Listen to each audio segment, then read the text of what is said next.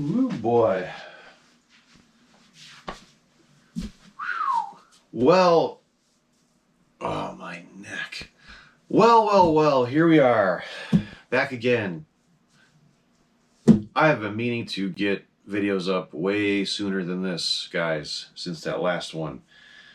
I had to go put up that video about the Facebook scamming because I had all the footage in my program and I just had to get it done and out of the way so it wouldn't take up any more memory. So that video just wouldn't upload all day, all night. It killed a whole day and a half of my time. For some reason, it just wouldn't upload. I finally got it to work, but then I got busy yesterday. So here we are, back with another, and this is absolutely going to be on Halloween Society pieces once again, because we are on a roll with these, okay? It's October 2023. We've been doing some videos on the Halloween Society pieces already, so if you have not seen those yet, go back 2 videos from this and start over if you are really into the Halloween Society stuff, and you'll hear me talk more about who they were in the first video. So as we go through these, like I said, they're not all in order from when they were produced. I do have dates on a lot of them when they were manufactured, and there's no reason for me to go in order with this. And I know some things are foggy where you'll see, one person's signature on one certificate and not the other, vice versa. These guys parted ways after a while, so the dates might be funky, but the reason you don't see both names on certificates is because they just kind of, quit doing their thing together. This episode today is a very special one because the piece I'm going to start off with is just one of my favorite things in this entire room. I know I say that a lot, but there's a lot of cool stuff here. And this one stands alone. It stands above a lot of pieces to me. Number one, it's always remained probably one of my top 2 favorite Halloween Society pieces I've known of all these years. Number 2, I would go to Frank's collection and I would see this thing and man, I would just stare at it. Seeing Frank's was the very first one I ever saw in front of me in person. So I finally got to pick this thing up and look at it, and it was so cool. Not to mention, tonight's piece that we're starting off with was sculpted by the late, great Henry Alvarez. Yes, one of the masters in this whole genre. When it comes to this whole world I talk about, if you had to think of like some of the top sculptors of all time known in this hobby and other places out there, Henry Alvarez was no doubt a master. And tonight's piece is so awesome. It's such clean, beautiful work. This is from one of the greatest, I'd say this is from one of the most important science fiction films of all time. One of the most well-known images is, as far as imagery goes, this character from this film is at the top of the list when it comes to sci-fi. This is going way back to the days of silent film, okay? Tonight's piece, we're going back to 1927. Yes, the famous silent film called, do you know? Metropolis.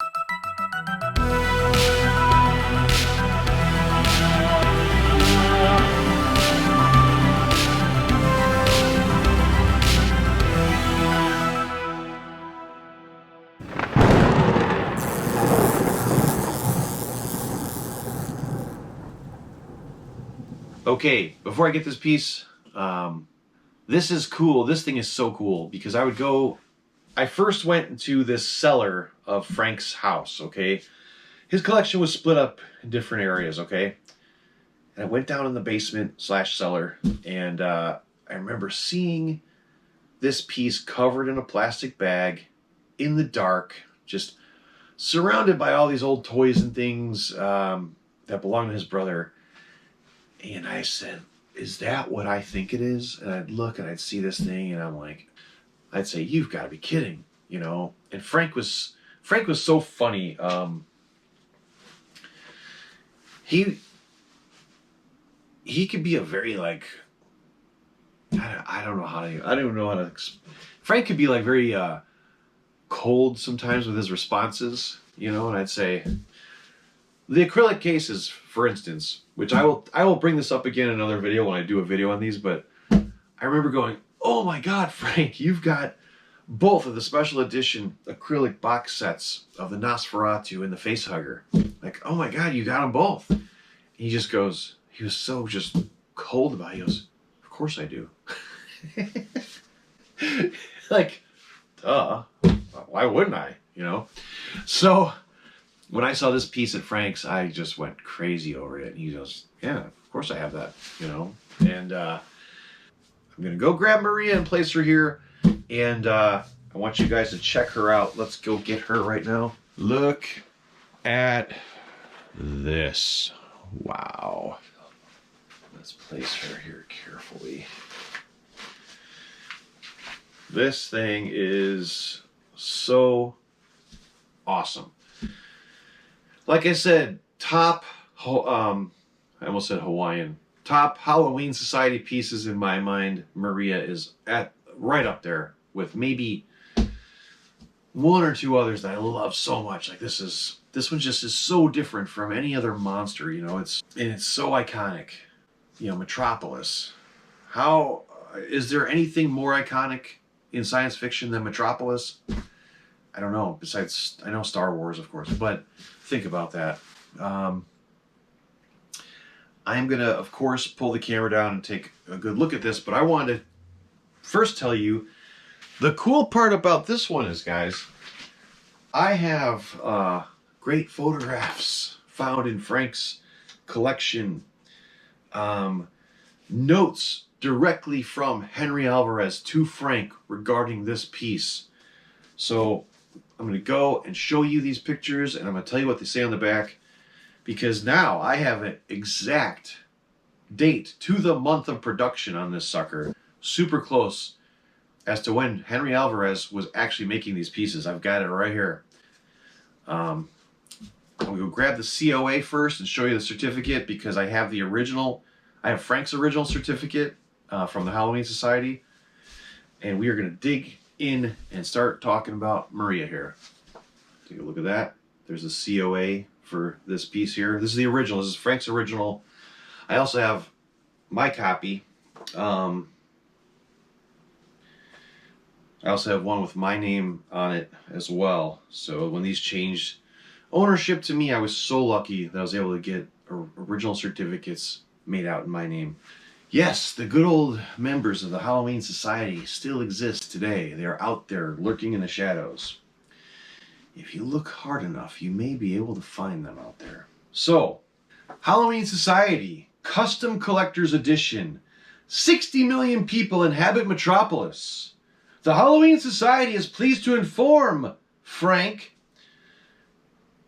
that you are one of 10 persons privileged to possess copy number, which one do you think this is?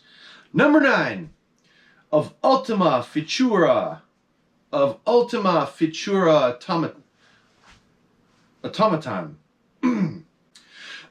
Number 9 of Ultima Featura Automaton. Say that fast. Ultima Featura Ultima Featura Automaton. The False Maria. I hereby pronounce her true to the spirit of Jofreder Lang and Ratwang. Ratwang, I don't remember how you say his name. So, I don't remember how that name's pronounced, but this is signed. Actual signatures. Forrest Ackerman. Right there, baby. Uncle Forey. Sculptor Henry Alvarez. There's both of these signatures. Both of these men are no longer with us, and they are important. That's a whole nother series of videos you could do on these two men. Here you got Ron McGid, Dante Renta, both on this certificate today. Okay. And this is going in 1988 now. So, like I said, some of these dates are all over the place with me as far as things in my mind and questions I have. So before I take this down and give you a better look at her, first of all, look at the beautiful. I have a feeling that David Lady could have possibly painted this one for Frank. I think it's in some old letters up there that it's a possibility that David did paint this for Frank. I'm not positive. Wait a second. Let me go get this letter. Hold on. Cut. One thing about Frank is he kept everything. I have so much cool stuff that Frank's brother and I found in dresser drawers and filing cabinets. It's crazy. Alvarez wax models, stationery right here. These are handwritten letters from Henry Alvarez to Frank. Just awesome stuff. And there's a lot of provenance to pieces that Frank owns with letters like this. It's so amazing to find this stuff. When you have a piece in front of you, then you find things like I have here on other pieces. It's so cool. This actually has a little illustration that Henry drew, like a little self-portrait caricature of himself here. Isn't that cool? See that? Basically, this doesn't have to do anything with Maria here, but just Frank, just a short note. Enclose her photos I promised, which are right here. Your letterhead stationery are great, real professional. I've started the PH sculpture and it's big. Do you know what the PH is? Pumpkinhead. This is before the Pumpkinhead even existed, okay? He said, I'm sure you're gonna like it a lot. Anyway, gotta run. Talk to you soon. Henry. All right, Frank, just a short note. Enclosed are several photos of the wax models, plus other things. Oh boy. That's some, we're not going to talk about that just yet. That's for a whole other piece. Okay, so back to this Alvarez wax models. This is dated November 20th, 1989, okay? November 20th, 1989 from Henry Alvarez to Frank. Dear Frank, thanks for the brief letter. I'm doing okay and things are looking up business-wise. I may be doing some more figures out your way soon. The photo you sent was very good, even though I'm not going to say the name of this piece yet, and Maria were slightly blurred. I was very impressed with the painting. Ah! Does Rob and Kathy Tharp and Joe Reeder live out here? Meaning California. So that tells me right now this could have been painted by Rob and Kathy. Okay? At first I was thinking David Lady because I had these letters. The fact that Frank sent photographs to Henry Alvarez of this and another Henry Alvarez piece, he's responding saying he saw the photos even though they were blurry. Does Rob and Kathy and Joe Reeder live out here? How about some addresses? Would really appreciate them just for reference. Laura did a great job on Elvira's hair. We got Elvira upstairs, which ties into these photos I'm going to show you. Do you think you can have individual pictures taken of Elvira, Regan, and Maria? I'll be glad to pay for them. Color 8x10s. Please let me know. This is how things were. Can you please take some nice pictures for me? Can you please blow them up 8x10 or whatever? There was no JPEGs. They did not exist. Digital photography was not a thing, okay? Maybe it was beginning to be a thing around that time, but this is signed Henry Alvarez. So that tells me Rob and Kathy are most likely the painters behind this piece. So let's dig in here. I'm going to show you the photos of my hands, but I'm going to put them on the screen as well. So this first photo shows the blank casting of this piece right here in front of us. Henry Alvarez photographed this, okay? Put a note on the back to Frank. Finished sculpture, 1288. So he finished sculpting the piece. This photo here, look at that. It says, so the picture here, I believe the photo is the blank casting and not the sculpture. On the back, Henry typed out, finished sculpture, December 1988. However, maybe you think like, oh, that's the sculpture. It's kind of like on the edge of the table here, like the clay. This would be more centered, I think, on a board if it was the clay sculpture, because the molding process, you know, it's going to be hanging over. I think this is the blank casting. Here's what Henry says to Frank. Yours is the best casting in the entire edition, Frank. Woo! Woo! So you can't get much better than that when it comes to cool little notes about a piece you own. You got Henry Alvarez telling Frank, you got the best copy of all right here. And it turns out it was not even the first pull. So it was like number 9 in the run, I believe, right? You know, who knows? It could have been just a little cleaner than some of the other ones. On to the next photo. Check this out. Now I'm going to put this on the screen. On the back, it says, the splash coat or first layer of plaster precedes the hemp.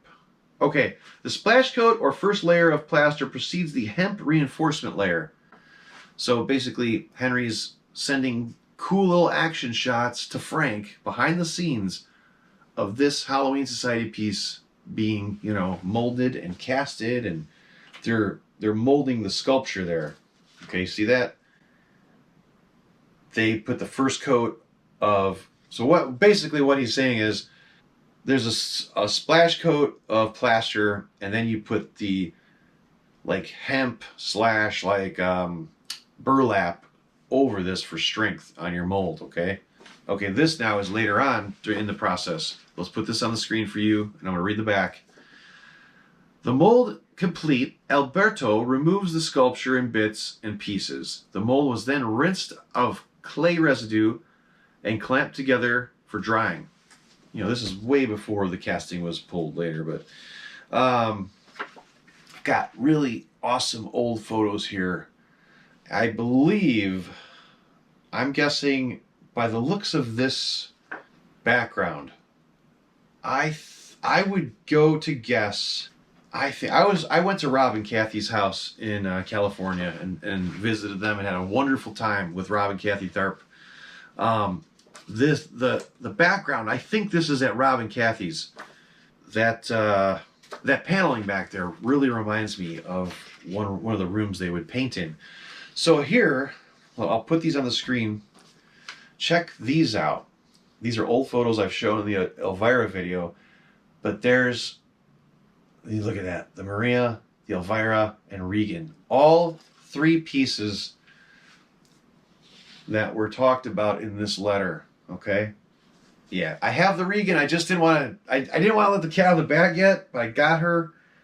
That's why I skipped over her name in the letter, but don't worry, we'll do a video on her later. So, but this kind of stuff to have with a piece so important is awesome.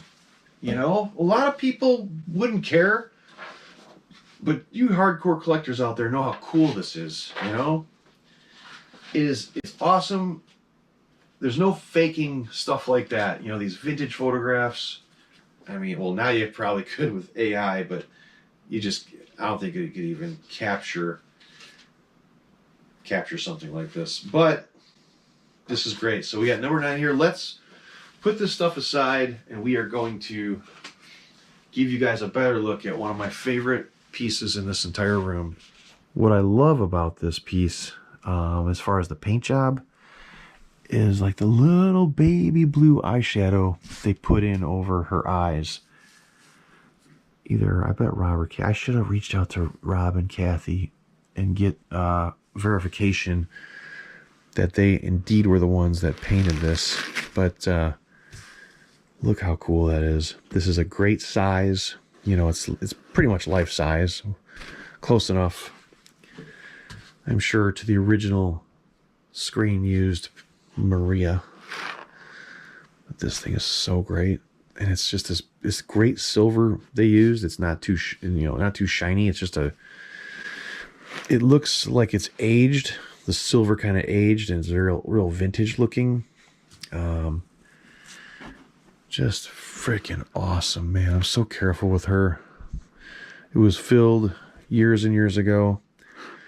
Yeah, getting yellow on the edges there, but so see how that's like in, you know, it goes in. It's not flat there. It goes inside there. The sculpture has great depth in little areas, like over the shoulders. That all goes inside. You know, there's like a channel in there. Back behind the ear, just cool. And you're not gonna see many pieces from this film at all in this hobby. However, just recently, my good buddy Dwayne Whitehead, he made one recently, and I believe the Halloween Society piece was his inspiration for doing a wearable Maria through Zagoni. So yes, act now. You could go get a wearable Maria from Zagoni right now. Go there and buy it. It's cool. The mouth moves with your mouth. That's pretty sweet. But look at this. It's got little faint details. You know, it's just it had to look metal. You know, she had to look like metal. And Henry certainly did a wonderful job with this sculpture. Like I said, I would go down in this dark cellar of Frank's. His brother had a lot of great toys surrounding this thing. It was under a bag. I remember pulling that bag up for the first time. I took some beautiful photos of this I had my Canon camera back then. I was kind of documenting a lot of Frank's collection, and I set up like a little light box area, and I was taking pictures of a lot of his really nice things, and I took 2 great shots of this piece. And like I said, it was the first time I ever got to actually physically hold one of these in my hands, and man, just so cool. I'll never forget that day. I'm sure you'll agree this thing is amazing. It's just vintage. It's cool. It's Alvarez, you know, Halloween Society. It came from the Frankenshrine. Now it's in this place. I'm not even going to say the name, but now it's here in the Crimson Ghost Mask Room. Big whoop. But I was thinking tonight, instead of just putting another mask on here and ending the video, I want to really do a video of 3 amazing Halloween Society pieces for you tonight, okay? Because I feel bad. The past few days I couldn't really upload much, so I'm going to give you good content with this video. And so let's move on to the next Halloween Society piece. What will it be? Ho! Who's this? Who is that masked man? I bet you can guess. It only says it on the top here. London After Midnight, Custom Collector's Edition. Ha ha ha ha! The Halloween Society is pleased to recognize Rudy Muniz. It's not Muniz, it's not Muniz, it's not Muniz. It's Muniz. Get it right! As proprietor of copy number 3 of 15 masks depicting the man in the beaver hat. Nice beaver. Thank you. I just had it stuffed. Let me help you with that. As portrayed by Lon Chaney Sr. All right, are you ready? Are you ready? Because this gets way cooler. After we talk about this, this keeps going and getting really interesting regarding this piece. Dino knows why. Haha, but a couple other people are going to know why. But let's unveil him. Here we go. And I don't have... So this... What I have to jump in right away and explain, this was not Frank's. Okay, this did not come from the Frankenshrine. I do not have an original certificate. But I have a real certificate now from a retired Halloween Society president. This has real signatures.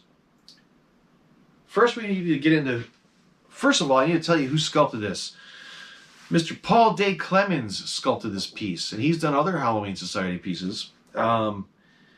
President Ron McGinn and Dante Renta both signed this. And remember, I'm blind. I have to look at it 4 centimeters from my eyeballs.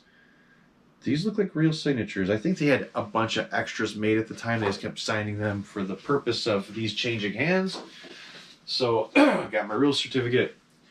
Let's remove his beaver hat. It's not beaver, but it's a... So this was floating around out there in recent years in the mask hobby, okay? One collector had his hands on it, sold it to another collector I know. I know both of these guys. So I went from one guy to the next. Somewhere in between, it got this, hat that I just did not care for. He kind of looked like the hat made him look like the Quaker Oats guy, or something, or like a pilgrim. He looked like a pilgrim hat. So I went and got a better hat, and whoever got their hands on a hat, they used it. So this here is the real deal Halloween Society, London After Midnight, okay? And it's so let's real quick.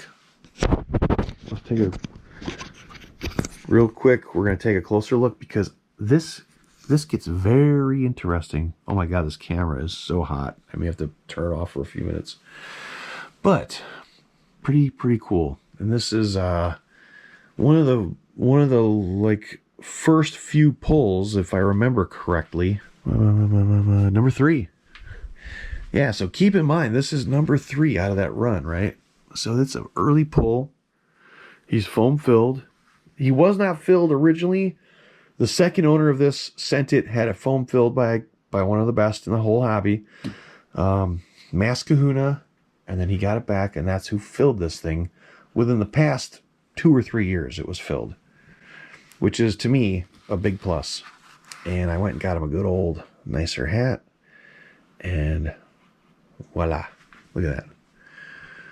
So regarding this piece and why I said this story gets cooler, I received a private message from Mr. Paul Clemens himself, the man who sculpted this back in the 1980s. Okay, the original sculpture was done by Paul D. Clemens. And we don't have a date on this guy, do we? I will have to look through my messages, but let me pause it for a second. So I got a private message from Paul D. Clemens. Paul Clemens was not only a, sculptor back in the day, but he was also an actor. You may know him from The Beast Within, okay? So I'm talking with Paul, and Paul's like, he goes, I've done a half a dozen or so. He was a sculptor behind at least half a dozen Halloween Society pieces.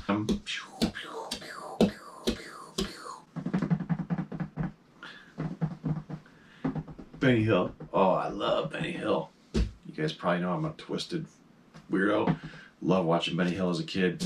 Anyway, he said, listen, I have something you may be interested in. I showed him, he knew of the collection, but when I really showed him photos of this room, he fell in love, went crazy over it. He loved seeing all the masks, and we were talking about the Halloween Society. I don't just drink pop nonstop. It's like, I just need it. I do drink water. So, Paul said, I have something pretty special, quite special, that you may be interested in for your collection. He goes, I know you got Halloween Society pieces. I know you're a serious collector. He goes, yes, I sculpted this. However, this is from a second mold. Okay, it's not from the original mold that was intended for this Halloween Society run of London After Midnight. He said there was a problem. There were technical issues with the very first mold. Something happened. They ended up making the copies for the Halloween Society out of that second mold anyway, even though he told me the pieces kind of distorted and just did not look right. Okay, they still made them. Okay, but this is from that second mold that just was not on the money. Okay, and he wasn't too happy with it. However, this is where things get interesting. So he tells me he has his first test pour. Some of you may know things as test shots out there in the toy world, like the test pull. Like, let's see how it comes out of the mold. He's like, I have my test pour painted, foam filled many years ago as like a half mask version from that original mold that got screwed up later. He goes, I've got that. It's like a prototype. He goes, I've got the prototype slash test pull Halloween Society London After Midnight sitting here. He goes, I've kept it all these years. He goes, I love masks, but I'm not a mask collector. I've held on to this because it's my work. And he's like, I've had it long enough. And seeing a guy like you, I think this kind of belongs, you know, in your collection if you're interested. And I was like, what? I've never heard of many, you know, alternative Halloween Society pieces out there like Paint Masters or test shots, test pulls. So this was very, very interesting to me. And I'm like, please send me the photos. So he sent me the pictures, and it looks better than this one. The sculpture is so much more on point. And now I see, I'm like, yeah, I totally agree that something happened, and this does not, I'm sure it did not come out the way he intended it to look originally.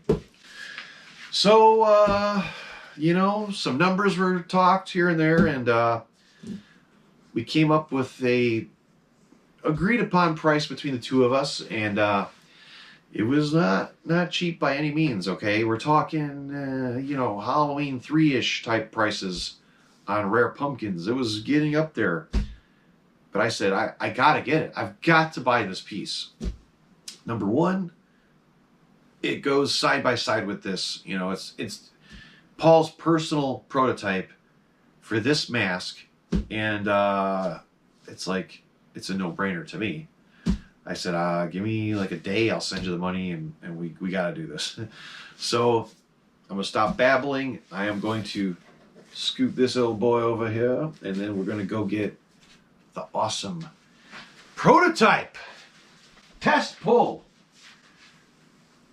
from Paul de Clemens' personal, dare I say, collection. It was his personal item. Look at this. Oh my God. How crazy is that? I told you guys, I said this, I owe you guys. The videos slowed up there for a couple days, and I felt bad. I'm like, you know, I'm like, man, I gotta get filming. And I had to show you this amazing piece that you won't see this anywhere else. It's the only one, you know? That, my friends, is the, like, I guess it's probably one of the first or second pulls out of the original mold, which later got damaged before they made the original run of 13 that they sold to people. You know, it was still a usable mold, but Paul said it just did not capture the likeness like this. Look at the difference. So we're gonna take the old. First, I'll take the camera down, show you these side by side with the hats on, and then we will remove the hats and take a better look. Keep in mind, this is a solid mask, you know, whole head mask, foam filled. This is more of just a front half mask pull out of the one half of the mold, or the front of the mold, okay? So the back is open, but he got this great wig. I mean, it looks so amazing. And once again, remember I was telling you, remember the other day we were talking about little add-ons, like little clothing accessories and whatnot. Look at that little collar, how much that just makes that mask pop even more. Damn, this camera is so hot, I gotta turn it off for a while, guys. But look at that. You can clearly see major differences in the mostly the detailing. You know, keep in mind, this is like one of the first or second pull out of the original mold. Look at all this is missing here. You know, you got tighter, better detailing on the bags on the eyes and whatnot, and it's got these differences. The teeth even look different. Like maybe they went in and tried to fix the teeth and make them sharper for some reason, but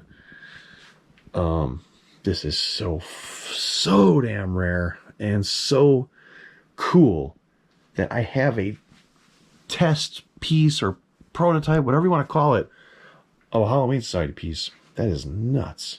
I mean, that's great, but it ain't like this. You know, this one really takes the cake. Man, is that awesome. No COA, no certificate. I have all the original emails, though, and photographs from Paul. I'm going to print them out, save them, put them with all my paperwork. No denying this is exactly what I told you it is. You know, Paul will verify that. Not that anyone needs to even question it, but that is so cool. And here, I'll show you. Half mask. See that? Meaning latex rubber from here forward. You know, it was foam filled. Yep. And Paul got this great wig, put it on like a wig head, and it's been put together like this for a long time. One of the guys that own this piece, they're like, "Oh, do you want to sell it now that you have this one?" I'm like, "No way, dude! Like, how could I sell that now that this guy's here?" They go hand in hand. Just so damn cool. Let me hold on. Let's stop the camera and let me go stare at that wall and decide what is next. All right, so between showing you those last awesome pieces and then the final amazing piece we are going to end tonight's video with, I'm going to show you something that I scored recently, okay? And I've always known this to be extremely rare. It's a Halloween Society piece. However, I don't think these were numbered at all. They weren't sold, I think, in a specific special way. Like these had these little ads in the books and whatnot.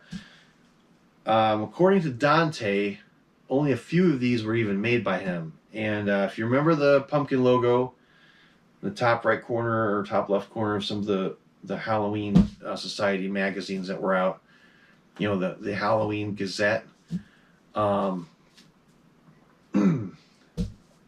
Dante took a real pumpkin, okay, molded it, and produced only, I think, 3 of these. Look at that. Huh? Huh? Frank would always say that. Huh? You know, he's yelling at me. Huh? Huh? Get it? That is, this is not Frankenshrine, but this thing, I recently was bidding on things on this weird auction, and I talked about this auction before where these David Smith masks and whatnot, I think some Death Studios pieces, all rare stuff, were for sale. Oh, Harry Inman pieces. And as the thing's ending, I'm thinking the prices are gonna start shooting up like crazy. They didn't even move. I won pieces for pennies on the dollar. That means guys that are out there thinking, if I ever sell those pieces, I'll just sell them for pennies on the dollar to the next guy. No, I don't care if I got them for free. I'm still going to price them accordingly. Not that they're for sale, but this was listed, okay, in the auction. I'll show you. I screenshotted the original auction details, and I put a bid. First of all, I've never seen one of these offered ever anywhere. I've never seen these in photos of collections. When it comes to rare Halloween Society stuff, this is insane. Like I said, Dante told me he molded a real pumpkin, made some castings, and maybe produced 3 or 4 of these. I don't know if they were gifts for people or just given to people in the Halloween Society. I don't know. Maybe after this video he will enlighten me a little more on what this was made for. But I put a bid of like $900 on this auction, thinking like somebody out there's going to see this and it's going to go up. And I was bidding on like a dozen things. So I'm like, where do I put this number at?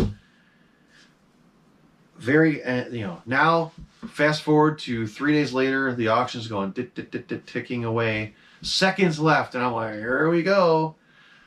And it didn't move. And I think I got this thing for $26, which is crazy. I would have paid nearly $1,000 for this pumpkin. You know, I'll just leave the camera there and get closer, but look at that. That is so neat. And a lot of the old heads in the hobby that I'm friends with who have known the Halloween Society stuff for many years, they're like, I've never seen one of these ever. Like, they didn't even know it existed. But that's fun. When you can, I've said this before, if you got a high-end collection, you shouldn't have to pay through the nose for everything in the room, Yes, I'm very fair with people when I buy stuff, but man, there's a point where you just got to say, I need to be smart about things. Did I want to pay $800 or $900 for this? No way. But did I want it to slip through my fingers and be gone and never find one again? Hell no. All right, hang tight. We're gonna put this back on the shelf, and what will be the final piece for tonight's video? The final Frankenshrine related Halloween Society piece to close out tonight's video. Aha! First of all, I have to tell you about this cool certificate. I have Frank's original. It's not a COA for one of the pieces, but this is the Halloween. This has got to be rare. The Halloween Society solemnly receives Frank into its morbid ranks until evil no longer rules the darkness, until the dead walk the earth once more, and until mortals no longer need fear the grave. Or for a period of 1 year, whichever comes first. Officially signed by President Ron McGid, Vice President David Lady, Vice President Guy Thorpe.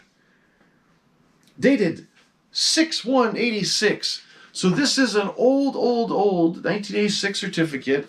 This could be before Dante joined forces with the Halloween Society. But first mention of Guy Thorpe in these Halloween Society videos. Yes, Guy is a very special guy. We could do a whole video on him at some point.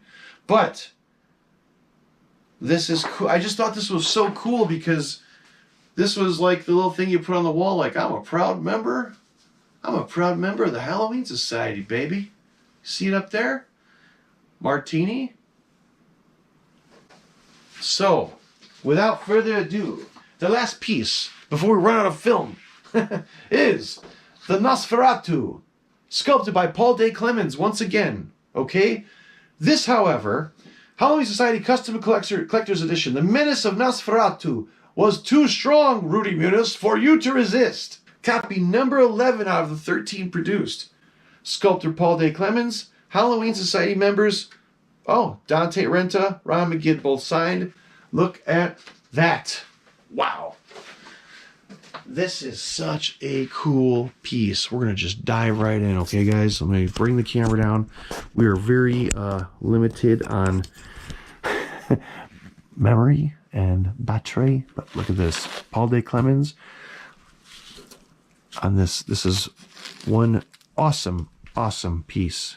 Awesome Halloween Society Nosferatu, sculpted by Paul de Clemens once again. So, yeah, this is just this is so nice. And look on the back here. Paul de Clemens, 88. So at least we got to look at tonight 3 great, actual Halloween Society pieces, signed and numbered pieces. You got to see the cool pumpkin that you may never see anywhere else. And I'm being dead serious about that. That pumpkin, I mean, it's not a mask, but it's so cool to me to have a piece of Halloween Society history here that, most people never even have seen before. Look at that. Great. I have a feeling Rob and Kathy could have done the paintwork on this for Frank. That is something I'm just unclear of at the time, but look at that. So cool. Very simple. I mean, and he's aged. He has this, I want to say like a patina to him. He's not the bright, perfect paint job he once was when he was new, but that's what I love about vintage pieces like this. They age. The paint ages. The finish ages. And you got this really cool, what I call, artifact of the Frankenshrine sitting right here. This absolutely was Frank's. This sat in the main collection room for a long time, sitting by other masks, and in time, it kind of got lost. It got lost in the shuffle on the shelves. And here, decades later, we are showcasing him all by himself in beautiful lighting and shot in 4K for you guys to see and get a good appreciation for what he looks like. Thank you guys for watching tonight. I will be filming again tonight, if not tomorrow, and a lot more to stuff in for the month of October. We're not done. I'm not gonna slack off too much more. We're gonna dive in and get more stuff filmed. Thank you for watching, and see you tomorrow.